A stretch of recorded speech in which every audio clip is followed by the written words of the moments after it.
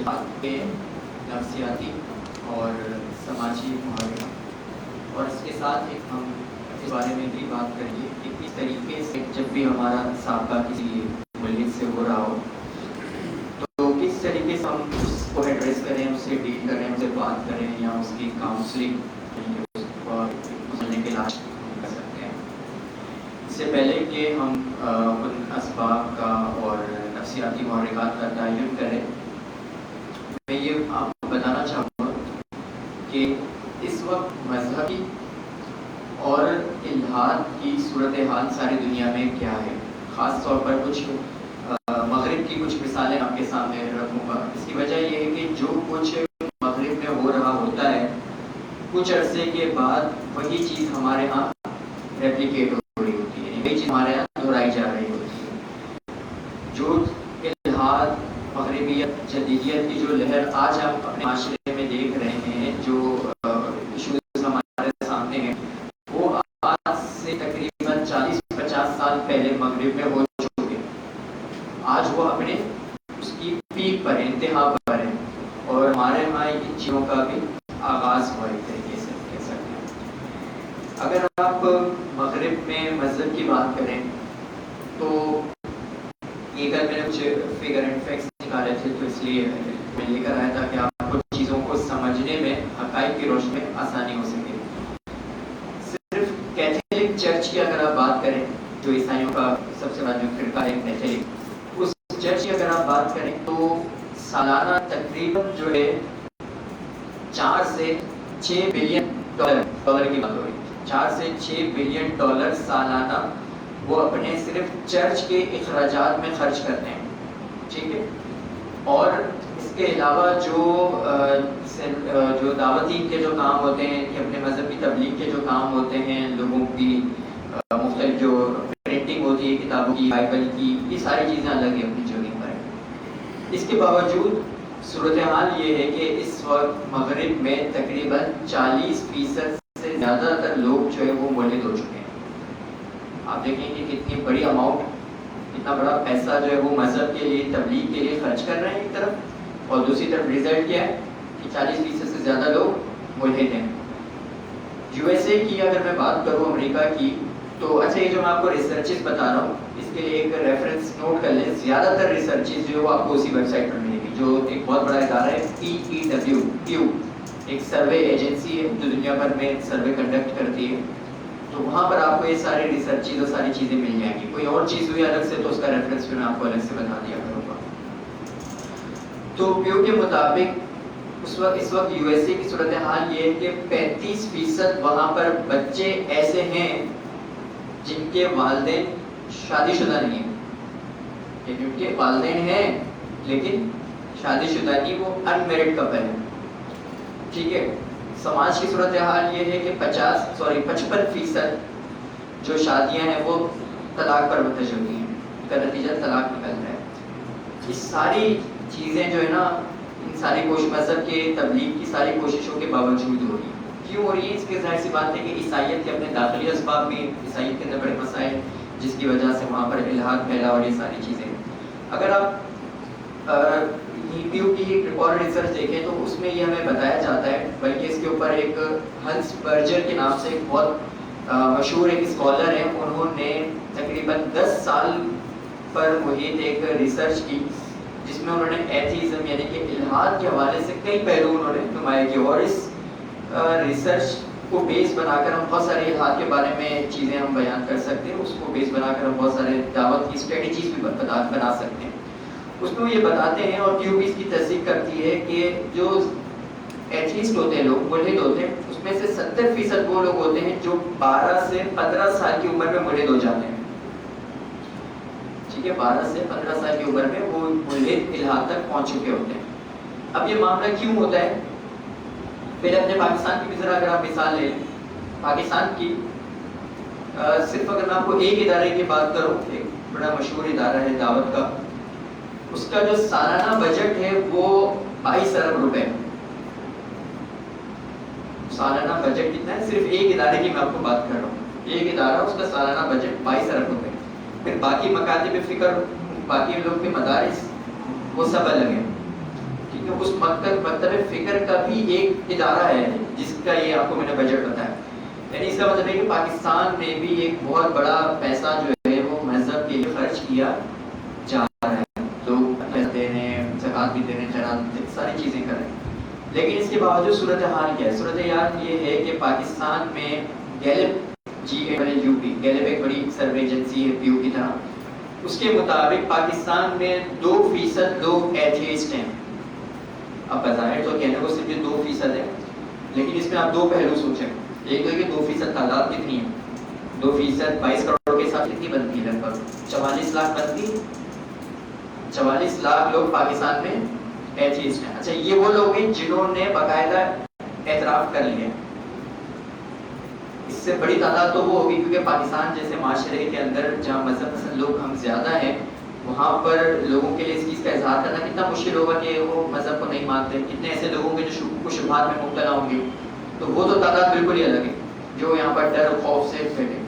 یہ وہ لوگ ہیں جو کسی مطلب جن کے پاس پیسہ آ گیا, جو یہاں سے پھر باہر چلے گئے, یا پھر ان کے پاس اتنی پاور ہے کہ وہ اس چیز کا کھلے عام اظہار کر سکیں کہ ہاں بھائی ہم ایتھیسٹ ہو گئے. تو پاکستان میں اس وقت 44 لاکھ لوگ سروے, یعنی ریکارڈ میں اتنا ہے. اب جو ان ریکارڈڈ ہوگا, جو ان آفیشیل ہوگا ڈیٹا, اس کا تو ہمیں پتہ ہی نہیں ہے. اس کے اندر سب سے خطرناک بات کیا ہے؟ خطرناک بات یہ ہے کہ اس کی جو 90% جو لوگ ہیں جو ایتھیسٹ ہیں, وہ جنریشن زی سے تعلق رکھتی ہے. جنریشن زی کا مطلب یہ ہے کہ جو لوگ 1996 کے بعد جو پیدا ہوئے نا, ان لوگوں کی تعداد 70% سے زیادہ ہے. یعنی ایک ریسرچ ہوئی تھی, یو ایس میں بھی ہوئی تھی اور ساؤتھ ایشیا میں بھی ہوئی تھی, ان کے بر صغیر میں بھی ہوئی, کہ 1996 کے بعد پیدا ہونے والے جو نوجوان ہیں اس کی تقریباً 65% سے زیادہ جو پرسنٹیج ہے وہ اپنی عمر کے 18 سال کے پہنچنے سے پہلے ہی ایتھیسٹ ہو جاتے ہیں. یہ ہم صرف مغرب کی بات نہیں کر رہے, ابھی ہم کس کی بات کر رہے ہیں؟ پاکستان کی, ساؤتھ ایشیا کی, ہندوستان کی اس معاشرے کی ہم بات کر رہے ہیں جو اپنے سمجھ لیں بنیادوں میں بڑا مذہبی معاشرہ ایک سمجھا جاتا ہے. تو یہاں پر یہ صورتحال ہے. ابھی ہمیں بہت ساری چیزیں نظر نہیں آ رہی ہیں, لیکن کچھ ہی عرصے کے بعد یہ اتنا زیادہ آپ کو نظر آنا شروع ہو جائے گا کہ آپ جو نا ہم پریشان ہو جائیں گے. آج ابھی میں یہاں پر آ رہا تھا تو تھوڑی دیر پہلے ہماری ایک صاحب سے بات ہو رہی تھی. میں ایک میڈیا اس میں ہاؤس میں بھی کام کر رہا ہوتا ہوں. وہاں پر میں نے ان سے کہا کہ ہمیں اس کے اوپر ایک ڈاکومنٹری بنانی چاہیے کہ یہ جو سی پیک چل رہا ہے ہمارے ہاں, اس کے ایک تو بہت سارے معاشی اثرات ہیں, لیکن اس کا ایک بہت بڑا اثر جو ہے ہمارے سماج پر, ہماری ثقافت پر, ہماری تہذیب پر بھی ہوگا. آپ کو کیا لگتا ہے چائنیز جو آئیں گے ہوگا روبوٹس آئیں گے؟ چلتے پھرتے انسان ہوں گے نا. انسان جو ہوگا اس کی اپنی تہذیب ہوگی, اس کے اپنے افکار ہوں گے, اس کے نظریات ہوں گے, وہ اس کو لوگوں تک پہنچائے گا بھی, اپنے رویوں سے, اپنے عمل سے پہنچائے گا. یہاں سے کون لوگ جائیں گے وہاں پر کام کرنے کے لیے؟ یعنی ہمارے معاشرے سے, یعنی مدرسے کے فاضلین کو تو سی پیک میں نہیں بٹھائیں گے کہ آپ آئیں ہمارے یہاں کام کریں انجینئرنگ. اس وقت میں ڈفرینٹ یونیورسٹیز میں پڑھاتا ہوں, مختلف کئی یونیورسٹیز کے اندر چائنیز لینگویج جو ہے نا باقاعدہ کمپلسری پڑھائی جاتی ہے. کیوں؟ کیونکہ وہ یہ جانتے ہیں کہ جیسے سی پیک ایکٹیولی کام کرنا شروع ہو جائے گا, جیسے یہ فعال ہو جائے گا, تو وہاں پر ایک بڑی کھپت چاہیے ہوگی ان کو, لوگوں کی, مینیجرز ہوں گے, انجینئرز بھی ہوں گے, بہت سارے لوگ چاہیے ہوں گے. اور وہ لوگ کہاں سے پورے ہوں گے؟ اسی یونیورسٹی سے. اچھا, یہ وہ لوگ ہوں گے جو دین سے وابستہ نہیں ہیں, جنہوں نے صرف دنیاوی تعلیم حاصل کی. پہلی چیز تو یونیورسٹی سے پڑھے ہوئے, ٹھیک ہے, دین سے اتنی وابستگی گہری نہیں ہو. پھر وہ پورے ایسے معاشرے میں ایسے لوگوں کے ساتھ کام کریں گے جو ایتھیسٹ ہوتے ہیں, تو سوچیں کہ مزید کتنے خطرے ہمارے لیے جو ہے نا سامنے موجود ہیں, اور ہم نے خود اس کے لیے کیا کام کیا ہے. کتنے مدارس ایسے ہیں جنہوں نے اس بارے میں سوچا ہے, سمجھا ہے کہ ہاں بھائی ایک بڑی تہذیبی یلغار ہم پر ہونے والی ہے, اور ہم اس کو ابھی سے کاؤنٹر کرنے کے لیے لوگ تیار کر سکیں. اگر وہ قوم آ رہی تو ہم اس کو دعوت کیسے دیں گے؟ یا تو ہم سبمسو پوزیشن میں چلے جائیں گے, مغلوب ہو جائیں گے, ایسا ہی ہوگا. تو یہ اس وقت کی صورتحال ہے اور آنے والی صورتحال ہے. ہم عام طور پر سمجھتے یہ ہیں کہ الحاد جو ہے نا وہ کوئی اچانک سے حادثہ ہوتا ہے اور اس میں کوئی بھی شخص مرید ہو جاتا ہے. یعنی ہم یہ سمجھ رہے ہوتے ہیں ایک شخص سے انٹرنیٹ پر گیا, اس نے کتابیں پڑھی یا اس نے فیس بک پر جو ہے نا مباحث دیکھے بہت سارے لوگوں کے، اور وہ جو ہے وہ اس نے پڑھا، اس کا دماغ کنفیوز ہوا، وہ کیا ہو گیا، مولد ہو گیا. ایسے نہیں ہوتا. الحاد کے پیچھے، کسی شخص کے مولد ہونے کے پیچھے ایک کئی وجوہات ہوتی ہیں، پورا ایک پروسیس ہوتا ہے. اس پروسیس کو ایک سائنس کہلاتی ہے سائیکالوجی آف ریلیجن، نفسیات مذہب، یعنی جس میں مذہب، انسان کے اندر جو مذہبی افکار ہوتے ہیں، مذہبی رویے ہوتے ہیں، اس کا مطالعہ کیا جاتا ہے. تو ایک ریسرچ کی گئی 1997 کی یا 94 کی، سال مجھے یاد نہیں. لیوس ریمبو کے نام سے ایک ریسرچر تھے. انہوں نے ایک ماڈل بنایا ریسرچ کرنے کے بعد. انہوں نے بتایا کہ کوئی بھی شخص اپنا مذہبی رویہ کیوں تبدیل کرتا ہے. یعنی اگر ایک شخص عیسائی ہے تو وہ عیسائی سے مسلم کیوں ہوتا ہے، یا ایک شخص اگر جو ہے مسلم ہے تو مسلم سے ملحد کیوں ہو جاتا ہے. اس کے بعد اور بھی اس کے اوپر ریسرچ بھی، اسی ماڈل کے اوپر اور بھی ریسرچز بھی، جس میں یہ بات بتائی گئی کہ وہ کون سے اسٹیجز ہوتے ہیں جس سے ایک شخص مذہب سے نکل کر الحاد کی طرف چلا جاتا ہے. اور یہ ایسے ریسرچز کی گئی ہیں جو ایک انسان نے نہیں کی ہے، اور ایک سال کے اندر نہیں ہوئی، بلکہ 10 سے 20 سالوں کے اندر مختلف لوگوں نے، مختلف یونیورسٹیز نے الگ الگ ریسرچز کی. اور یہاں پر جو میں آپ کے سامنے چیزیں رکھوں گا وہ الگ الگ ڈیٹا جمع کر کے میں آپ کے سامنے رکھوں گا. اس کا سب سے پہلے پروسیس لکھ لیں. میں اس لیے آپ کو پروسیس پہلے لکھوا رہا ہوں تاکہ آپ کو ساری چیزیں کلیئر رہیں، اور جب آپ کسی سے بات کریں تو آپ کو پتا ہو کہ وہ کس مرحلے سے گزر کے الحاد تک پہنچا ہے. سب سے پہلا اسٹیپ ہوتا ہے پس منظر. اگر آپ اس کو انگریزی میں لکھنا چاہیں تو کانٹیکسٹ. ٹھیک ہے، پہلے اسٹیپس لکھ لیں، پھر اس پر ایک ایک پر ہم بات کریں گے. دوسرا ہوتا ہے بحران، یعنی کہ کرائسس ہوتا ہے کوئی. ٹھیک ہے، پھر اس کے بعد آ جاتا ہے کویسٹ، یعنی کہ تلاش. ٹھیک ہے، پھر اس کے بعد ہے انکاؤنٹر، یعنی کہ کسی چیز سے اس کا واسطہ پڑتا ہے. ٹھیک ہے، پس منظر، بحران، تلاش، واسطہ، انکاؤنٹر. یعنی کہ اس کے بعد آ جاتا ہے انٹریکشن، یعنی کہ تعامل. ٹھیک ہے، اب اس کے بعد ہے آپ کا کمٹمنٹ، یعنی کہ کسی بھی فکر سے، کسی بھی نظام سے وابستگی ایک ہو جاتی ہے اس کی. اور آخر میں کیا آ جاتے ہیں، نتائج ہمارے سامنے آ جاتے ہیں، جس کو ہم کہہ سکتے ہیں کہ ریزلٹس، آؤٹ کم یا کانسیکوینسز. کتنے یہ اسٹیجز ہو گئے؟ 7 اسٹیجز ہیں.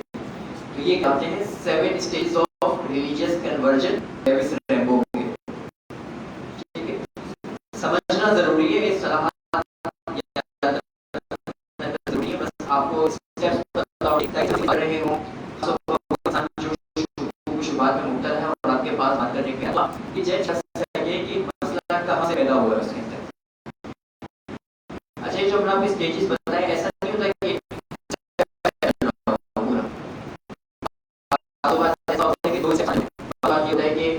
وہاں سے کسی اور جگہ نکل جاتا ہے.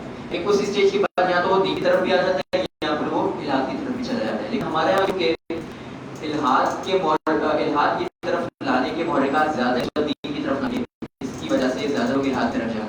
اگر آپ نے اس کو اسٹڈی کرنا ہے تفصیل سے تو کتاب ہے لادینی نظریات کے اسباب و محرکات. شاید الفاظ تھوڑے آگے پیچھے میں کر رہا ہوں گا، لیکن لادینیت کے لادینیت کے اسباب و محرکات کے نام سے. ٹھیک، تو یہ اس میں آپ کو سارے نظریات اور فلسفے کے حوالے سے ساری انشاءاللہ ملے گا. سب سے پہلے ہم ڈسکس کر لیتے ہیں کانٹیکسٹ کو.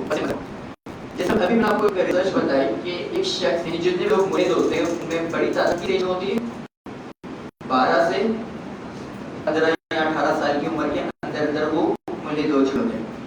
اب آپ ذرا سوچیں کہ 12 سے 15 سال کی عمر کا کون سا شخص ہے جو فلسفے پڑھتا ہو؟ پڑھتا ہے نہیں پڑھتا فلسفے. بہت سارے لوگ تو یہ فیس بک پر اتنی جو خوش قسم کی بحثیں ہو رہی ہوتی، خدا ہے یا نہیں ہے، اور جو وہ عقلی تناقض ہوتا ہے، یا جتنی مسائل ہوتے ہیں، سیرت پر بات کی جاتی ہے، یہ سارے مباحث کو تو پتہ ہی نہیں ہوتے، لیکن وہ دین سے دور ہو چکے ہیں. ایک بات میں نے اپنے پچھلے یہاں پر جب ہمارا شو تھا تبھی میں نے کہی تھی، وہ یہ تھی کہ علم دن نہیں آتا، آپ کو پہلے کیا کیا جاتا ہے کہ خدا سے لا تعلق کیا جاتا ہے، اپنی پوری تہذیبی زندگی کے اندر، سماجی زندگی کے اندر خدا سے، مذہب سے لا تعلق کیا جاتا ہے. جب آپ سے لا تعلق ہو جاتے ہیں تو پھر وہ جو عقیدہ ہے، وہ جو نظریہ ہے، وہ آپ کی زندگی کا ایک بیکار پرزہ بن جاتا ہے. آپ اس کو چھوڑ دیتے ہیں کیونکہ آپ کی زندگی میں کوئی اہمیت نہیں رکھتا.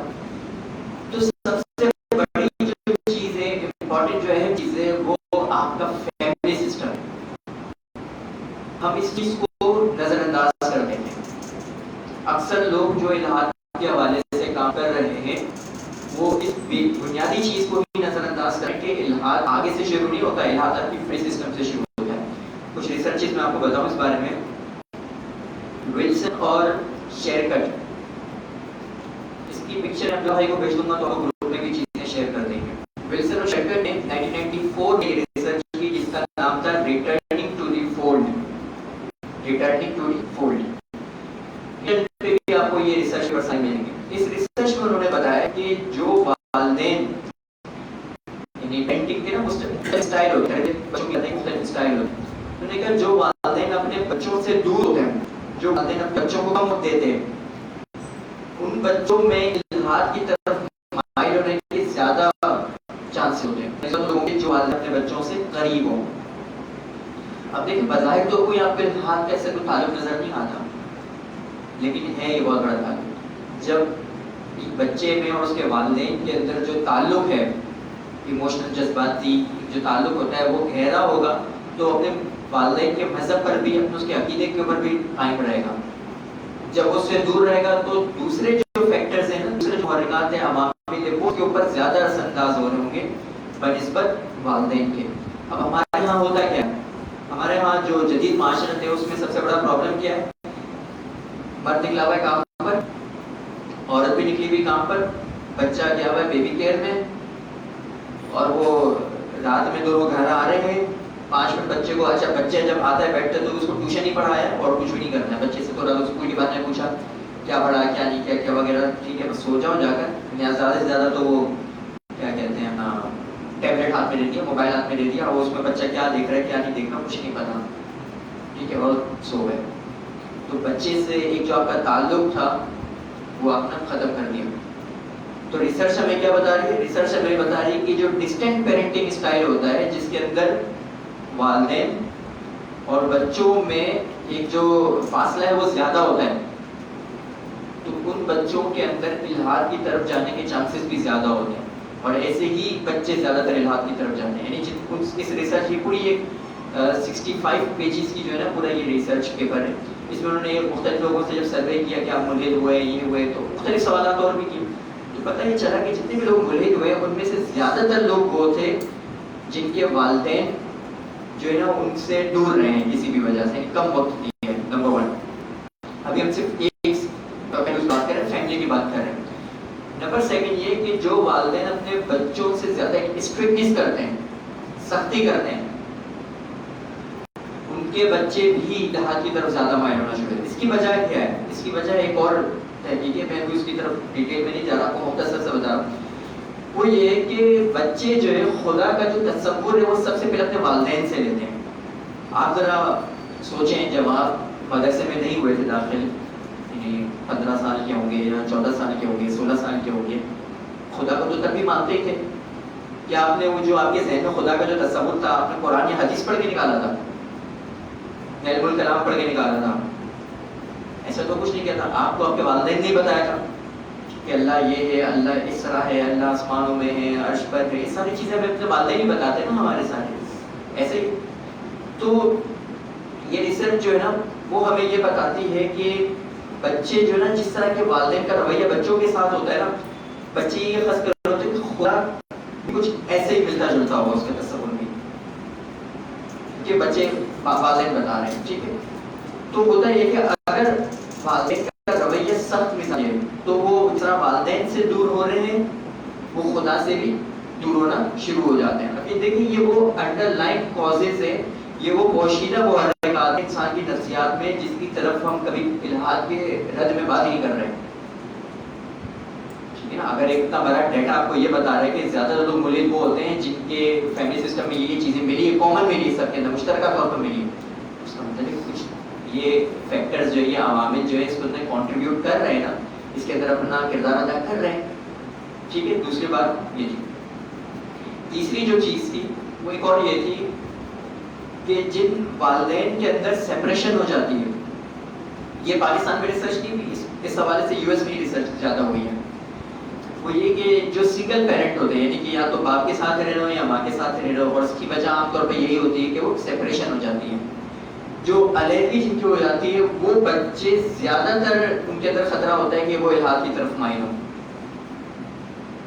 یہ کیوں ہوتا ہے سر, اس کی کیا وجہ ہے؟ اس کی وجہ میں آپ کو بتا دوں. یعنی ایک تو وجوہات میں نے آپ کو بتا دی کہ بھائی بچے تصور خدا والدین سے اخذ کرتے ہیں, والدین سے اگر کلوزنس نہیں ہوگی تو اس سے مذہبی تربیت کیسے لیں گے؟ ٹھیک ہے, آج کل تو ہم نے بچے کو اسکول میں ڈال دیا, وہ چھوڑ دیں گے, بس وہی پال پوس میں بڑا کریں گے. ہمیں اس کو صرف فیڈ کرنا ہے, اس کو کھلانا ہے, اس کا جسم کی پرورش کرنی, اس کی روحانی پرورش ہم نے اپنے ذمے نہیں لی. یہ چیز بہت ضروری ہے. اس کی ایک اور جو چیز اس کا جو پہلو ہے وہ اس کا یہ ہے کہ یعنی یہ جو بچوں کے اندر مسائل جو پیدا ہوتے ہیں اس کی وجہ کرائسس ہے. یعنی جب فیملی سسٹم کے اندر کوئی نہ کوئی کولیپس آ جائے, فیملی سسٹم کے اندر کوئی نہ کوئی مسئلہ پیدا ہو جائے, ٹھیک ہے, کوئی نہ کوئی مسئلہ جب پیدا ہو جاتا ہے تو یہاں سے پیدا ہوتا ہے ایک بحران انسان کی نفسیات کے اندر. والدین کی کمی ہوگی, والدین کی توجہ کی کمی ہوگی, کم اعتمادی ہوگی, خوف ہوگا, ذاتی پریشانیوں, بہت ساری چیزیں. ابھی اگر آپ بحران کی بات کریں نا تو بحران مختلف قسم کے ہو سکتے ہیں. کیا ہو سکتے ہیں؟ ایموشنل ہو سکتا ہے, یعنی جذباتی اعتبار سے ہو سکتا ہے, معاشی اعتبار سے ہو سکتا ہے, ٹھیک ہے, یا مذہبی اعتبار سے بھی ہو سکتا ہے. ایموشنل اگر ہم نفسیاتی اعتبار سے دیکھیں تو ہو سکتا ہے کہ ان کی زندگی کے حالات ایسے ہوں, اتنے زیادہ کرائسس ہوں, اتنے سارے مسائل ہوں, زندگی کے اتنے بڑے مسائل ہوتے ہیں, باپ جو نشئی ہے یا علیحدگیوں کے بعد پریشان ہے, بچے در بدر گھوم رہے وغیرہ وغیرہ, اس طرح کے معاملات. اب بچے کے اندر ایک خلا رہ گئی ہے, اب اس خلا کو, اس بحران کو, اس کو مکمل کرنا ہے. تو پہلا تو یہ نفسیاتی مسئلہ ہے. دوسری طرف بعض لوگوں کے اندر ڈفرینٹ کیسز کے ڈفرینٹ چیزیں ہو رہی ہوگی, لیکن بحران پیدا وہیں سے ہوتا ہے, فیملی سسٹم کانٹیکس نہیں ہوتا ہے. اب بحران کیا پیدا ہو رہا ہے, اس چیز کو میں آئیڈینٹیفائی خود کرنا ہوگا. یا پھر پیدا ہوتا ہے معاشی مسئلہ کسی کے لیے. کچھ لوگ کیا ہوتے ہیں جن کی معاشی اعتبار سے جو کمزور ہوتے ہیں تو وہ مغرب سے مغلوب ہو جاتے ہیں فوری طور پر, یا وہ یہ ان کو لوگ جب فنڈنگ کرنا شروع کر دیتے ہیں, کیونکہ پیچھے سارا بیک گراؤنڈ تو بنا ہوا ہے, خاندان جو سسٹم ہے ہمارا, جو تربیتی نظام ہے, اس نے اس کے اندر بنیادیں تو پیدا کر دی ہیں آپ کے لیے. اب صرف کوئی کرائسس آتا ہے جو اس کے اندر ساری چیزوں کو ڈسٹرب کرنا شروع کر دیتا ہے. تو معاشی مسئلہ آ گیا, کسی نے اس کو پیسہ آفر کر دیا. آپ دیکھیں ہمارے ہاں جو غصہ خانہ معاملات ہوئے تھے جس میں بہت سارے لوگوں کو سزائیں بھی ہوئی, تو اس میں زیادہ تر یہی مسئلہ اٹھا تھا کہ وہاں سے ان کو فنڈنگ ہو رہی تھی, ان کو پیسے دیے جا رہے تھے, اور ان کو کہا جاتا تھا کہ آپ نے یہ چیزیں لکھنی اور فیس بک پہ جا کر پوسٹنگ کرنی ہے, تو وہ کیا کرتے تھے. تو یہ معاشی مسئلہ تھا. تیسرا مسئلہ ہو جاتا ہے, آپ کہہ سکتے ہیں اس کو ذہنی یا فکری مسئلہ, یعنی لوگوں کے ذہن میں سوالات پیدا شروع ہو جائیں. کوئی کرائسس ہوا, کوئی بھی معاملات ہوا جس کی وجہ سے اب سوال اس کے ذہن میں پیدا ہو رہے ہیں, یعنی کوئی شکوک پیدا ہو گئے, تجسس کی وجہ سے پیدا ہو سکتا ہے, یا لوگوں کے مذہبی رویے بعض اوقات ایسے ہو جاتے ہیں. میں آپ کو اپنا پرسنل ایکسپیرینس شیئر کرتا ہوں. میں جس زمانے میں لحاظ سے گزرا وہ ایج لگ بھگ میرے میٹرک کے زمانے کی تھی, تو میری عمر یہی ہوگی 16 سال یا 17 سال کے قریب ہوگی. اور اس کے اندر جو سب سے بڑا میرے ذہن میں جو چیز جو کرائسس ہوا تھا وہ مذہبی رویوں کا تھا. میرا مذہبی نہیں, ظاہر سی بات آپ ذرا تصور کریں, میں صبح 8 بجے مدرسے جا رہا ہوں, ایک وہاں سے حفظ کرتا تھا, ٹھیک ہے, اور شام کو وہاں سے آتے تھے, پورا دن وہیں پر رہتے تھے, ساری چیزیں دیکھتے تھے. لیکن جب ہم نے مذہبی رویے دیکھے لوگوں کے, ہمارے کچھ لوگ ایسے تھے جو ٹی وی پر کھڑے ہو کر بات کرتے تھے اتحاد امت کی, اور جب ان کی نجی محفلوں میں جائیں تو وہ ایک دوسرے کو گالیاں دے رہے ہوتے تھے بیٹھے, جو منافقانہ رویہ آتا تھا. اسی طریقے سے وہ کہہ رہے ہیں بھائی فلاں لوگوں نے یہ لکھا ہے, فلاں کتاب میں یہ لکھا ہے, فلاں کتاب میں, جیسے ہمارے دیوبندی مکتب فکر کے اندر جو لوگ اعتراض کرتے ہیں وہ یہ کہتے ہیں نا کہ حفظ الایمان میں یہ لکھا ہے, تقویۃ الایمان میں یہ لکھا ہے, اس میں جا کے لکھا ہے. ایک عادت تھی شروع سے کہ چیزوں کو جا کر چیک کیا جائے. اب جب وہاں پر ہم چیک کرتے تھے تو وہ چیز ملتی نہیں تھی, یار وہ تو کچھ اور کہہ رہے ہیں, یہاں پر ہم دیکھ رہے تو کچھ اور بات ہو رہی ہے, وہ پتہ نہیں کہاں سے نکال کے لا رہے ہیں. تو یہ جو فرقہ وارانہ یا ان کے قول اور فعل میں جو تضاد ہوتا تھا, یہ جب یہ چیز ہوتی تھی نا تو ایک سوچنے والے کے ذہن کے اندر بڑے مسائل پیدا کرتی تھی. آپ اگر مغرب میں الحاد کی تاریخ پڑھیں تو اس میں سب سے بڑا ایک کاز جو ہے نا وہ کیتھولک چرچ خود تھا. کیتھولک چرچ وہ خود تھا. دو اعتبار سے تھا. ایک اعتبار سے کہ کیتھولک چرچ کی مذہبی اخلاقی حالت ٹھیک نہیں تھی. دوسرے اعتبار سے یہ کہ اس کے کاؤنٹر میں جو تحریک کھڑی ہوئی تھی وہ بھی اقلیت پسندی کی تحریک تھی. تو اس نے بھی کیا تھا. وہ بھی فی الحال ہم اس پر بات نہیں کر رہے, لیکن یعنی مذہبی رویے بھی بعض اوقات جو ہے نا لوگوں کو الحاد کی جانب لے کر چلے جاتے ہیں. فرض کیجیے آپ کے پاس ایک شخص آتا ہے, وہ آپ سے سوالات کر رہا ہے اور آپ کہتے ہیں یار تم کیا. میں آپ کو حقیقی مثال دیتا ہوں. ایک طالب علم میرے پاس آیا, کراچی یونیورسٹی کا تھا, کرمنالوجی ایک ڈپارٹمنٹ ہے وہاں سے. اس یعنی کوئی اور ان کو لے کر آئے تھے میرے پاس. انہوں نے کہا کہ یار میں اس کو کہیں اور ان کو لے کے گیا, ان کو اشکال ہوا اس کے اوپر قرآن کی گرامر کے اعتبار سے پوچھا کہ قرآن کے اندر بولا میں نے فلاں فلاں کتاب پڑھ لی, اس کے اندر کسی نے اعتراض کیا کہ قرآن کے اندر جو عربی کی یہ غلطی ہے, یہ غلطی, وہ غلطی. اب کرمنالوجی کا اسٹوڈنٹ ہے, اس کو اتنی عربی تو نہیں آتی ہوگی. کوئی عالم کے پاس گیا, وہ ایک عالم جو اس کو کسی بڑے اس کے پاس لے کے گئے, کسی امام صاحب کے پاس جو خود بھی پی ایچ ڈی ڈاکٹر عالم تھے, ان کے پاس گئے اور اپنے اعتراضات رکھے. تو انہوں نے اس کو کیا جواب دیا؟ انہوں نے جواب دیا کہ تمہیں نحو آتی نہیں, صرف آتی نہیں. بولا بسم اللہ کی ترکیب کر کے بتاؤ. بولا نہیں آتی. بولا تمہیں یہ تو آتا نہیں ہو, تم قرآن پہ اعتراض کرو عربی. تو آپ دیکھیں جواب کیسا ہے. یہ جواب اس کو خاموش تو کرا دے گا لیکن مطمئن نہیں کرے گا. ہم کیا کرتے ہیں, ہم لوگوں کے سوالات کو دبانے کی کوشش کرتے ہیں. سوالات دبا کرنا ہم معاشرے میں منافق پیدا کریں گے, مومن کبھی پیدا نہیں کریں گے. ہوگا کیا, وہ بچہ جب یہاں سے باہر جائے گا اور وہاں پر جب اس کو آزادی ملے گی تو وہ اس کے اندر کا جو سوال تھا, اندر کا جو ایک جوالا مکھی جو تھا, ایک آتش فشاں تھا, وہ پھٹ جائے گا, اب وہ تیز ہو جائے گا. تو یہاں پر ہم اس کی کاؤنسلنگ کریں, اس کے سوالات کو ایڈریس کریں, اس کے صحیح جواب, اس کو مطمئن کرنے کی کوشش کریں, نہ کہ اس کو خاموش کرنے کی کوشش کریں. ان دونوں چیزوں میں فرق ہے. کچھ لوگ ہوتے ہیں جو مناظرانہ یا اس ٹائپ کے ہوتے ہیں, جو ڈھیٹ ہوتے ہیں, ان کا علاج الگ ہوتا ہے.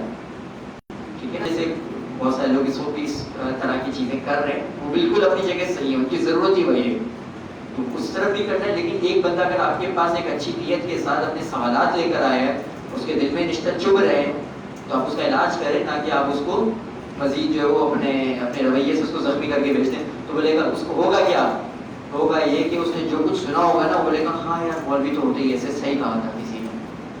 ویلیڈیشن ہو گئی نا اس کے ذہن میں, تو کہ ہاں یار ہم نے تو سنا یہ تھا اور پتہ بھی نہیں چل گیا. تو ان چیزوں سے ہمیں بچنا ہے. تو مذہبی رویے بھی بڑی وجہ بن رہے ہوتے ہیں. اب یہاں سے ایک اور چیز شروع ہوتی ہے, کویسٹ اینڈ انکاؤنٹر. کویسٹ کا مطلب کیا ہے, تلاش کرنا. یہ اب اگر اس کے ذہن میں کوئی سوال پیدا ہوا ہے تو اس سوال کے جواب تلاش کرے گا. اگر کوئی نفسیاتی بحران پیدا ہوا ہے تو وہ نفسیاتی بحران کا کوئی حل تلاش کرے گا. اگر کوئی اور خلا ہے اس کے اندر, روحانی خلا ہے, کچھ بھی ہے, تو وہ اس کو پر کرنے کی کوشش کرے گا. انسان ایک ایسی ہستی ہے کہ جو اپنے وجود کے اندر, باطن کے اندر کبھی بھی خلا کو برداشت نہیں کرتا. مجھ سے ایک شخص میرے پاس آیا, انہوں نے کہا کہ مجھے جو ہے نا ایڈکشن ہے. وہ ایڈکشن انہوں نے بتایا. تو اس کو جو پہلی پریکٹس میں نے بتائی نا, کیونکہ میرا سائیکالوجی سے تعلق کی فیلڈ سے, تو اس کی جو پہلی چیز میں نے اس کو بتائی, وہ میں نے کہا کہ آپ نے صرف ایک چیز کی پریکٹس کرنی کہ بیٹھے رہنا, کچھ بھی نہیں کرنا. اس چیز کی پریکٹس کرنی. یہی سب سے بڑا چیلنج ہے اس کے لوگوں کے لیے, کہ وہ کچھ نہ کیے بغیر نہیں بیٹھے رہے, کچھ نہ کرے, ایسا ہو نہیں سکتا. بیٹھے بیٹھے کچھ سوچنا ضرور ہے, ٹھیک ہے, یہ بھی بہت بڑا کام کر لیتے.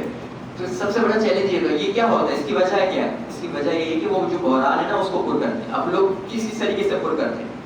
کچھ لوگ کرتے ہیں اس کو موویز دیکھ کر, کچھ لوگ کرتے ہیں کچھ ہابیز وغیرہ, ڈفرینٹ قسم کی ایکٹیویٹیز کرتے ہیں. یہ دیکھیں یہاں سے وہ جو کانٹیکس ہے نا, وہ آپ کا براہ راست انفلوئنس کرتا ہے, اپنا اثر ڈالتا ہوتا ہے. اگر وہ مذہبی گھرانے میں ہوگا اور گھرانہ اچھا رہا ہوگا, تو اگر کوئی بندہ کرائسس تک پہنچ بھی جائے, ٹھیک ہے نا, اگر کیونکہ ضروری تو نہیں نا سب کے پیچھے فیملی میں معاملات ہو سکتے ہیں, کسی کے معاملات نہیں ہو, ڈائریکٹ کہیں سے انکاؤنٹر ہوا, کوئی کرائسس پیدا ہو گیا سوالات کا یا کسی بھی طرح کا. اب جب وہ بحران پیدا ہوتا ہے تو اس بحران کو, اس خلا کو پر کس چیز سے کر رہا ہے وہ؟ کچھ لوگ جو ہے نا موویز وغیرہ دیکھتے ہیں, کچھ لوگ جو ہے وہ اچھی ایکٹیویٹیز میں چلے جاتے ہیں, کچھ لوگ NGOs ज्वाइन कर लेते हैं, कुछ लोग स्पोर्ट्स ज्वाइन कर लेते हैं. हर बंदे के पास कोई ना कोई उसके लिए फारिग जो कहते हैं हॉबीज हैं उसकी. तो ये हॉबीज नहीं होती असल में. हॉबीज असल में होती क्या है, वो आपके उस खला को जो सिर्फ और सिर्फ आपकी ईमान से, खुदा से ताल्लुक से पुर हो सकती थी, जो आपके अंदर जो बेचैन हुए वो सिर्फ एक ही जगह से पुर हो सकती थी, उसको सुकून मिल सकता था, वो खुदा का जमाल है. लेकिन होता क्या है, वो उसको आर्जी तौर पर चीज़ों से पुर करने की कोशिश करना शुरू कर देता है. आम तो अगर आप जनरेशन Z की बात करें जो 1996 के बाद जो पैदा हुई, क्योंकि हमारे तो मुखातिब वही लोग होंगे ज़्यादातर, इसके अंदर इस जनरेशन ने अपना जो बहरान है, जहनी वजूदी बहरान, उसको पुर करने के लिए जिस चीज़ को इस्तेमाल किया है वो है इंटरनेट. अब मैं आपको एक और रिसर्च बताता हूँ प्यू की. प्यू ये कहती है कि जितना ज़्यादा लोगों के अंदर इंटरनेट एक्सेस बढ़ता है उतना ज़्यादा एथीज़म भी बढ़ता है. कितनी दिलचस्प बात है बताएं. अब क्यों बढ़ता है, इसके लिए एक और रिसर्च करना है. याद जो ना वो रिसर्च ज़्यादा मैं आपको इसलिए बता रहा हूँ ताकि आपको पता चले कि रियलिटी में किस तरह से चीज़ें काम, क्योंकि हमारा मौजू यही कि नफ्सियाती तबार से तो आप अंदर डीपली रूट कॉज जो है ना, जो असल जो जड़ है, वहाँ से आप चीज़ों को जज कर सकें. कोई भी इंसान जितना ज़्यादा इंटरनेट यूज़ करता है उतना ही ज़्यादा उसके अंदर मादा परस्ती बढ़ जाती है. क्योंकि इंटरनेट पर क्या चीज़ें मिलती हैं आपको, टिकटॉक मिलता है, इंस्टाग्राम मिलता है, रील्स मिलता है जिसमें लोग नाच रहे हैं, गा रहे हैं, शोहरत के पीछे पड़े हुए, पैसों के पीछे पड़े हुए, यही चीज़ है ना. अब देखिए दो रिसर्चेस अलग अलग हो रही है, आज़ादाना तौर पर हो रही हैं, ऐसा नहीं कि दोनों ने मिलकर की हो. एक बंदे ने ये रिसर्च करके बताया कि जितना ज़्यादा इंटरनेट का इस्तेमाल बढ़ता है किसी भी कौम में, किसी भी माशरे में, उतना ज़्यादा वहाँ पर एथीज़म बढ़ रहा है. और दूसरा रिसर्चर ये बता रहा है कि जितना ज़्यादा कोई भी इंसान इंटरनेट का इस्तेमाल करता है, जितना ज़्यादा वो अपना ज़िंदगी का हिस्सा इंटरनेट पे गुजारता है, फेसबुक की उतना वक्त मोबाइल निकाला बस लगे हुए 2 घंटे गुजर गए, 3 घंटे गुजर गए, पूरी रात गुजर गई, इसको नहीं पता. उतना ज़्यादा उसके अंदर मटेरियलिज्म पैदा होता है. जाहिर सी बात है जब इंसान के अंदर मादा परस्ती आएगी तो वो जो रूहानी ताकत थी वो कहाँ गई, वो खुद इलाहाद की तरफ माइल करती. तो ये एक यानी हमारी जो जनरेशन है, नई जनरेशन, वो यहाँ से. अब मैं ये नहीं कहूँगा कि हम उनका इंटरनेट एक्सेस बंद कर दें, आप उनके वाईफाई जो बंद करना शुरू कर दें और कहें कि नहीं हम इंटरनेट पैकेजेस बंद कर दें, ये इम्पॉसिबल बात है, प्रैक्टिकल बात नहीं. लेकिन बात सवाल ये है कि उन लोगों के पास इंटरनेट पर क्या चीज़ मौजूद है जो हम नहीं दे पा रहे. सवाल तो ये है ना. देखिए इंटरनेट से तो आप उनको नहीं रोक सकते, लेकिन इंटरनेट पर एक तरफ वो फ्लड है, पूरा सैलाब है जो मादियत परस्ती का है, और दूसरी तरफ वो है जो है ना इंटरनेट पर जब भी देखा तो उल्टी सीधी वीडियोस ही आ रही होती है. यानी हमारा जो मजहबी नोयत की वीडियोस आ रही होती है तो वो बड़ी फनी आ रही होती है, जिसमें मजहब को आमतौर पर टारगेट किया जा रहा होता है. बहुत कम ऐसी चीज़ें वायरल होती हैं जो कोई अच्छे कोई पैगामात के साथ हों, और लोग इस पर काम करने वाले भी नहीं. तो इससे पहले जो सेशन में भी एक दफ़ा बात हुई थी वो ये कि हमें लोगों की सकाफती ज़िंदगी, क्योंकि इंटरनेट कल्चर का हिस्सा बन गया था हमारे, जब तक हम लोगों की सकाफती ज़िंदगी के अंदर मजहब को शामिल नहीं करेंगे, जब तक हमारे नॉवेल्स जो लोग लिखते हैं. अब देखिए बीच में एक दफ़ा मैंने इस चीज़ को लिखा था कि एक मशहूर नॉवेल कौन सा है, जैसे जब ज़िंदगी शुरू होगी या पीर कामिल या फिर मसला, और इस तरह के और भी कुछ ख़वातीन जो बड़े नॉवेल्स पढ़ती हैं. इन नॉवेल्स के अंदर कुछ मतलब ऐसे मसाइल हैं जो इंसान को बहुत ही आइडियल उसमें डालता है, यानी अफसान भी या तख़य्युल के अंदर लेके चला जाता है कि भाई लड़के जो इतने अच्छे होते हैं, बड़ा हीरो बना देते हैं. वो अपनी ज़िंदगी में, रियल लाइफ में कभी भी हकीकी ज़िंदगी में ऐसे लड़के मिले नहीं, इतने नेक, इतने साले और इतने मिलते आजकल. लेकिन उस नॉवेल्स ने या उस लिटरेचर ने का अच्छा काम किया है, वो ये ख़वातीन को मज़हब के साथ जोड़ा है, इसका बहुत बड़ा कंट्रीब्यूशन है. अगर ये चीज़ें ना हो तो वो क्या पढ़ेंगे, वो दूसरी चीज़ें पढ़ेंगे, वो मंडू को पढ़ेंगे, वो मंडू को कहाँ पे पहुँचेंगे, वो जोश वाली आबादी को पढ़ेंगे, वो जोनेलिया को पढ़ेंगे. कभी पुराना लिटरेचर आगे देखें 1960s का, आपको लिटरेचर मिलता है 70% जो लिटरेचर है वो आपको तरकीब पसंद अदब के अम्ब्रेला में मिलेगा. तरकीब पसंद अदब वो था जिसका मोटो ही है, जिसका ارادہ یہی تھا کہ ہم کسی طریقے سے کمیونزم پاکستان میں لے آنا چاہیں. تو یہ بھی ایک ادبی علمی ثقافتی تحریک تھی جس کی وجہ سے آج ہمارے حالات ہے. وہ تحریک پہلے شروع ہو گئی تھی, اس کے اثرات ابھی ہمارے سامنے ہیں. تو اگر ہم انٹرنیٹ ایکسیس نہیں روک سکتے, ہاں اگر آپ فیملی لائف کی بات کریں تو وہاں پر ہم یہ روک سکتے ہیں, یعنی اپنے بچوں کو تربیت کر سکتے ہیں کہ بھائی آپ نے انٹرنیٹ پر استعمال کرنا ہے تو کیا کرنا ہے کیا نہیں کرنا. اس حوالے سے لوگوں کے اندر جو وہ شعور پھیلانے کے لیے ہم کام کریں, اویئرنیس پھیلائیں. اور اگر ہم لوگوں میں بات کر رہے ہیں, یعنی مدرسے کی سطح پر بات کر رہے ہیں, لکھنے پڑھنے کے حوالے سے یا میڈیا کے حوالے سے بات کریں, تو ایسی چیزوں کو انٹرنیٹ پر پھیلائیں جتنا درجے میں وہ لوگ پھیلا رہے ہیں تو ہم بھی پھیلائیں, تاکہ لوگوں کو سننے کو تو کچھ ملے. مذہب کے اوپر چیزیں بہت کم ہیں, اس کے اوپر زیادہ ہیں. تو یہ کرنے کا اس حوالے سے کام ہے. اب جو مسئلہ ایک اور جو انکاؤنٹر کی بات کر رہے تھے ہم, کہ میں نے آپ کو بتایا کہ ایک جو بحران جو ختم ہوتا ہے وہ کہاں سے ہوتا ہے, انٹرنیٹ سے ہوتا ہے. ہوتا یہ ہے کہ جب وہ انٹرنیٹ پر جاتا ہے تو اس کے سامنے بہت سارے لوگ آتے ہیں جو NGOs لے کر بیٹھے ہوئے ہیں, فیمنزم کی بات کر رہے ہیں, اس کی بات کر رہے ہیں, اس کی بات کر رہے ہیں. وہ اس معاشرے کے ساتھ جڑ جاتا ہے, اس کمیونٹی کے ساتھ جڑ جاتا ہے. ٹھیک ہے, اس کا انکاؤنٹر ہوا نا, سارے خیالات آ رہے ہیں, لوگ جو مذہب کے خلاف لکھتے جا رہے ہیں, اس کی اپنی زندگی میں پہلی بار وہ ساری چیزیں آئی ہیں. اب وہ انکاؤنٹر ہوا ہے, کویسٹ اور انکاؤنٹر ساتھ ساتھ چل رہے ہیں. اب جب وہ انکاؤنٹر ہوتا ہے تو اب اس کے ساتھ انٹریکشن وہ کرے گا, یعنی انٹریکشن یعنی تعامل وہ کرے گا. کیسے تعامل کرے گا, یا تو وہ کوئی تنظیم جوائن کرے گا. اب دیکھیں پیچھے اگر مذہبی تربیت ہوگی تو وہ اس موقع پر جب انسان کسی خلا میں, کسی بحران میں, تو وہ اپنی اس خلا کو روحانی طریقے سے پور کرے گا. لیکن تربیت اگر مادی خطوط پر بھی ہوگی تو وہ کہاں سے پور کرے گا, دوسرے طریقے سے کرے گا. اس وقت یونیورسٹیز کے اندر اگر آپ دیکھیں نا تو بہت سارے اسٹوڈنٹس ایسے ہیں جو باقاعدہ بغیر ان کو کوئی پیسے ویسے نہیں ملتے. یہ ہماری سوچ ہے کہ پتہ نہیں امریکہ جو ہے یا مودی جو ہے بیٹھ کے ان کو فنڈنگ کر رہے ہیں. وہ NGOs کو فنڈنگ کرتے ہیں, لیکن یہ جو ان کی جو نیچے کارندے ہوتے ہیں ان کو کوئی فنڈنگ نہیں کرتے. یہ اپنے جذبات کے ساتھ, بڑے ایموشنل اٹیچمنٹ کے ساتھ جو ہے نا بسوں میں تھکی کھا کے بھی احتجاج میں بھی پہنچے ہوئے ہوتے ہیں. یہ جو آپ موم بتی آپ کہتے ہیں نا, موم بتی مافیا, اس میں ہمارے یونیورسٹی میں ہم پڑھاتے ہیں تو ہم خود دیکھتے ہیں اسٹوڈنٹ سے پوچھتے ہیں کہ یار آپ کیسے گئے تھے. سر ہم بس میں گئے تھے, ہم سب اسٹوڈنٹس مل کر گئے. تو یہ بڑے مطلب ہے نا مخلصانہ کی کوشش میں ہوتے ہیں لوگ, کیونکہ وہ خود نہیں پتہ ہوتا ہے کہ نظریات کیا ہیں کیا نہیں ہے.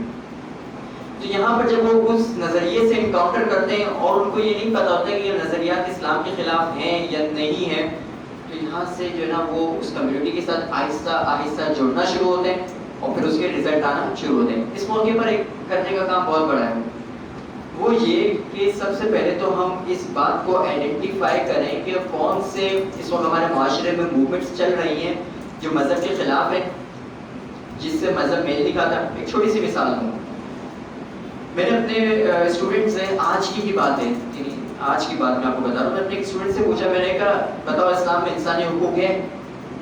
آپ لوگ بتائیں اسلام میں انسانی حقوق ہیں, اسلامی حقوق کا تصور ہے؟ جو نہیں بولا ہاں. میں نے کہا نہیں, ہیومن رائٹس کا اسلام میں تصور ہی نہیں. کیوں نہیں؟ لیکن اسلام میں انسانی حقوق کا تصور نہیں, انسان میں حقوق و لباس کا تصور ہے.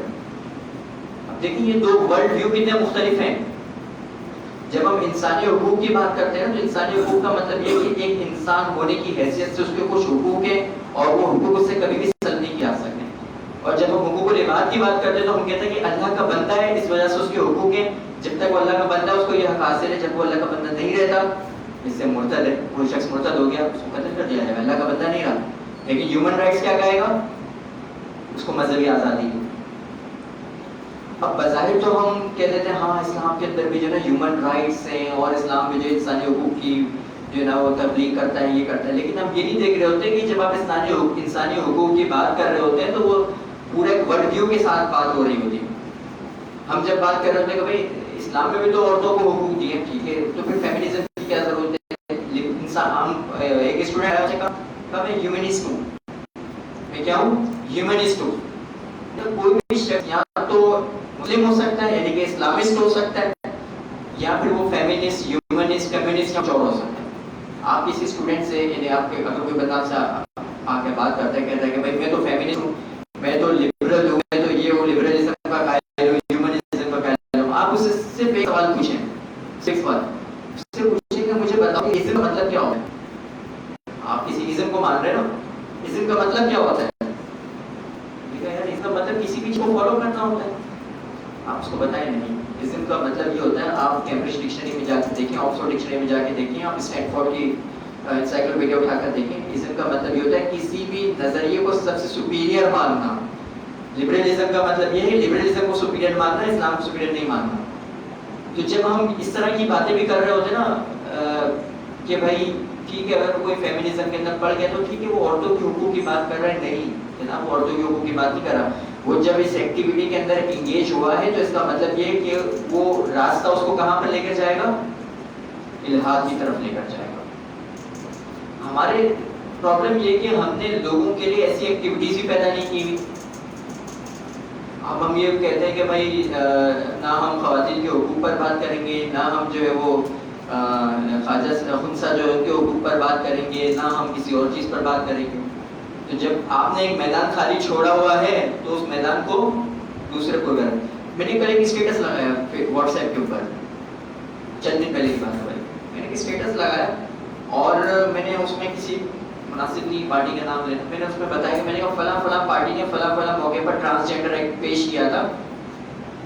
تو یہ الیکشن سے ایک دن پہلے کی بات ہے. میں نے کہا جب آپ ووٹ دے رہے ہو تو بس یہ بات سوچ کر دیجیے گا. تو اکثر یونیورسٹی کے اسٹوڈنٹس کی بات کر رہا ہوں, 4-6 سیمسٹر کے اسٹوڈنٹس, میرے سر اس میں کیا مسئلہ ہے؟ ٹرانسجینڈر کی بات ہو رہی ہے, تو خواجہ سرا کی بات ہو رہی ہے. میں نے کہا ٹرانسجینڈر خواجہ سرا ایک ہوتا ہے یا ٹرانسجینڈر خواجہ سرا خنسا ایک ہی ہوتا ہے؟ سر ایک نہیں ہوتا. میں نے کہا نہیں ایک نہیں ہوتا بھائی. اب دیکھیں ان کو پتہ ہی نہیں ہے. آپ کو شاید یہ بات بھی علم میں ہو کہ جب ہماری پاکستان کے اندر جب ٹرانسجینڈر ایکٹ جس خاتون نے پیش کیا تھا وہ خود ایک بڑی جماعت سے تھی, اللہ عالم ان کو بھی نہیں پتا تھا کہ ٹرانسجینڈر ایکٹ کیا ہوتا ہے. اب تاثر کیا جا رہا ہے؟ تاثر یہ جا رہا ہے کہ ٹرانسجینڈر کا مطلب ہے خواجہ سرا, لیکن یہ تو نہیں ہے اس کا مطلب. اس کا مطلب یہ ہے کہ ٹرانسجینڈر کا مطلب ہے کہ مطلب جسمانی اعتبار سے تو ایک انسان مرد ہے, جسمانی اعتبار سے تو ایک انسان عورت ہے, لیکن اس کو ایسا لگتا ہے کہ وہ کچھ اور ہے تو اس نے وہاں پہ چینج کر دیا اپنے آپ کو. پھر اس چیز کو جائز ہے. پتہ ہی نہیں لوگوں کو, پڑھے لکھے پی ایچ ڈی لوگوں کی بھی بات کر لینا, ان کو نہیں پتا ہوتا ہے. تو مغرب کے اندر سب سے بڑا مسئلہ یہ ہے کہ اس لیول پر جب آتے ہیں نا وہ, تو ان کو ایسی ایسی موومنٹس ملتی ہے, ہیومن رائٹس کی موومنٹ ملتی ہے, فیمنزم کی موومنٹ ملتی ہے, ٹرانسجینڈر کی موومنٹ ملتی ہے, جو بڑی ویگ سی ہوتی ہیں. ان کو خود نہیں پتا ہوتا کہ وہ جس موومنٹ کے ساتھ, جس تحریک کے ساتھ کھڑے ہوئے ہیں وہ اصل میں الحاد کو پروموٹ کرنے کے لیے, لیکن وہ سمجھ رہے ہوتے ہیں یار ٹھیک ہے. تو یہ بتانا بھی بہت ضروری ہے, اور بتانے سے پہلے تو خود سمجھنا ضروری ہے کہ بھائی یہ ساری چیزیں کیا ہیں, ٹھیک ہے, اور صحیح نالج کے ساتھ سمجھنا ضروری ہے. اب اگر ہم اس حوالے سے بات کریں کہ کسی بھی شخص سے جب ہم بات کر رہے ہو, کیونکہ وقت کم رہ گیا, کسی بھی شخص سے ہم بات کر رہے ہیں تو ہم کیسے اس کی کاؤنسلنگ کریں؟ تو سب سے پہلے آپ اس سے, ہوتا کیا ہم اس سے سوالات کرنا شروع کر دیتے ہیں کہ اچھا بتاؤ ذہن میں تمہارے کیا سوالات ہیں, مذہب کے بارے میں, خدا کے بارے میں. میں کہتا ہوں یہ کام مت کریں اس کے ساتھ. آپ اس سے سوالات سن لیں, اگر وہ بتانا چاہتا ہے آپ سن لیں, بولے یار ٹھیک ہے میں آپ کو جواب دوں گا اس کے بارے میں. بیٹھتے ہیں, چائے وائے پیتے ہیں, تعلق رکھتے ہیں, بات چیت کرتے ہیں. کوشش کریں کہ سب سے پہلے اس کا جو کانٹیکٹ ہے, یعنی جو میں آپ کو پہلے بتایا نا پس منظر, وہ تلاش کریں, وہ جاننے کی کوشش کریں. سیکنڈ جو چیز ہے وہ کیا ہے, کرائسس کیا ہے, کرائسس جاننے کی کوشش کریں. کرائسس اصل میں کچھ اور ہوتا ہے. وہ کہتے ہیں نا ہمارے یہاں کہ ساس بہو کا اگر جھگڑا ہو جائے تو برتن گھر میں بچنا شروع ہو جاتا ہے. تو برتن بچ کی وجہ کچھ اور ہوتی ہے, ساس بہو کا جھگڑا ہوتا ہے, وہ برتن کسی اور وجہ سے بچے گا. تو یہاں پر بھی یہ معاملہ ہوتا ہے. تو کوشش یہ کریں کہ سب سے پہلے جو اس کو آپ نے آئیڈینٹیفائی کرنا ہے, اس کا کرائسس آئیڈینٹیفائی کرنا ہے. وہ کرائسس آئیڈینٹیفائی کرنے کے لیے آپ کو اس کا پس منظر پتہ ہونا چاہیے. جب آپ اس کا کرائسس آئیڈینٹیفائی کر لیں, پھر آپ اس سے معلومات کریں کہ بھائی وہ کیا کرتا ہے, کیا نہیں کرتا, اس کی ایکٹیویٹیز کیا ہیں, اس کی انگیجمنٹس کیا ہیں, انٹرنیٹ پہ کن لوگوں کو فالو کر رہا ہے, کن لوگوں کو دیکھ رہا ہے, کن لوگوں سے بات چیت کر رہا ہے. یہ ساری چیزیں آپ معلومات کرنے کی. اچھا یہ نہیں کہ آپ اس پیپر لے کر اچھا بتاؤ کیا کرتے ہو کیا نہیں کرتے ہو, انٹرویو لینے کے لیے نہیں بیٹھا. یہ ساری چیزیں اس طرح سے ہوتی ہے, بڑی فرینڈلی ہوتی ہے. ہم یہ سمجھتے ہیں کہ جو الحاد آپ کے جو نا بچپن سے لے کر جوانی تک پہنچتے پہنچتے وہ مرید ہوا شخص وہ ایک ہی دن کے اندر جو مسلمان ہو جائے گا, ایسے نہیں ہو سکتا. اس پورے پروسیس کو آپ نے ریورس کرنا پڑے گا. یعنی آپ کو سب سے پہلے کیا کرنا پڑے گا, جو کانٹیکس کے اندر جو مسائل ہیں اس کو حل کرنا پڑے گا، یعنی اس کی جذباتی طور پر اس کی کاؤنسلنگ یا اس کی رہنمائی کرنی پڑے گی۔ نمبر جو کرائسس پیدا ہو رہے ہیں اس کو پر کرنا پڑے گا۔ نمبر سیکنڈ یہ وہ کرائسس ہر بندے کا الگ الگ ہوگا، ٹھیک ہے۔ اب کویسٹ کے اندر جو مسائل آ رہے ہیں، یعنی ہو سکتا ہے کہ بعض لوگوں کو لٹریچر یعنی تلاش کے اندر لٹریچر ہی ایسا ملا ہو جو اس کو الحاد کی طرف لے کے چلے گئے، یہاں پر آپ نے اس کو علمی اعتبار سے سپورٹ کرنا ہے، اس کے سوالات ہیں تو آپ نے اس کو ڈیل کرنا ہے اور بڑے پیار محبت سے بنیادی چیزوں پر ڈیل کرنا ہے۔ اس پر بھی میں بات کرتا ہوں کہ کیسے ڈیل کرنا ہے، کیونکہ مجھ سے عبداللہ بھائی نے خاص طور پر یہ کہا تھا کہ یہ ضرور بات کریں کہ بھائی مولدین جو ہے نا وہ جب سوالات کر رہے ہوتے ہیں تو پرابلم ہم اس کو جواب کیسے دیں۔ لیکن کبھی بھی کوئی مولد آپ سے سوال کرتا ہے نا تو وہ بہت بعد کے سوالات ہوتے ہیں جو آپ سے پہلے مرحلے پر کرنا ہوتا ہے، سمجھے بات؟ یعنی مثال کے طور پر وہ آپ سے کہے گا کہ یار بتاؤ اس دنیا میں شر کیوں ہے، اگر ایسا ہے تو اسلام میں یہ کیوں ہے، یہ حکم کیوں ہے، لونڈی پر اعتراض کیا جائے گا، غلامی پر اعتراض کی نہیں، بہت بعد کے مسائل ہیں ساری چیزیں۔ ہم کہیں ہم ابھی اسلام کی بات ہی نہیں کر رہے، آپ اس کو بولیں ہم ابھی اسلام کی بات ہی نہیں کر رہے، ہم ڈیٹیل کی تو بات ہے، تفصیل میں ہم جائیں گے۔ صرف اور صرف مثال میں آپ بولوں، اگر ایک شخص زمین کے گھومنے کو ہی نہیں مانتا، آپ اس کو کیسے سمجھائیں گے کہ موسم سے بدلتا ہے، دن اور رات کیسے ہوتی ہے؟ وہ زمین کے گھومنے کو ہی نہیں مانتا، آپ اسے نہیں سمجھا سکتے، کیونکہ اس کی جو بنیادی جو تصور ہے نا وہ وہاں سے خلل ہے۔ جب بھی کسی مجھ سے بات کر رہے ہو نا، تو جب آپ سے وہ آگے کے سوال کر رہا ہوں تو آپ اس کو بولیں یار یہ ساری چیزوں کو ہم ڈسکس کریں گے، اسٹیپ بائی اسٹیپ چلیں۔ پہلے تو یہ بتاؤ کیا اس کائنات کو تخلیق کرنے کے لیے کسی خدا کی عقلی ضرورت ہے، یعنی عقلی طور پر اس بات کی ضرورت ہے یا نہیں کہ اس کائنات کو خالق ہونا چاہیے یا نہیں؟ پہلے تو اس پر بات کریں گے، باقی ساری ویسے بات میں ہوں گی، کیونکہ کوئی بھی شخص جب خدا کو مان لے نا، یعنی ایک اس کو ورلڈ ویو مل گیا نا، اس کو ایک چیز کو دیکھنے کا کہنا لے کہ ہاں خدا موجود ہے، اگر خدا موجود ہے تو پھر وہ نبوت کے سارے مسئلے بھی حل ہو جاتے ہیں، اخلاقی مسئلے بھی سارے حل ہو جاتے ہیں، خیر و شر کا مسئلہ بھی سارا حل ہو جائے گا، موضوعات کا مسئلہ بھی حل ہو جائے گا۔ اگر خدا ہے موضوع بھی کر سکتا ہے، خدا نہیں اور آپ موضوع بحث کر رہے ہیں تو یہ آپ کے لیے بیکار ہو گئی ساری چیزیں۔ ہاں اگر ایک شخص خدا کو مانتا ہے اور اس کے بعد اس کے ذہن کے اندر کوئی موضوع کو ماننے کے حوالے سے کوئی شک شبہ پیدا ہو گیا تو پھر ہم کو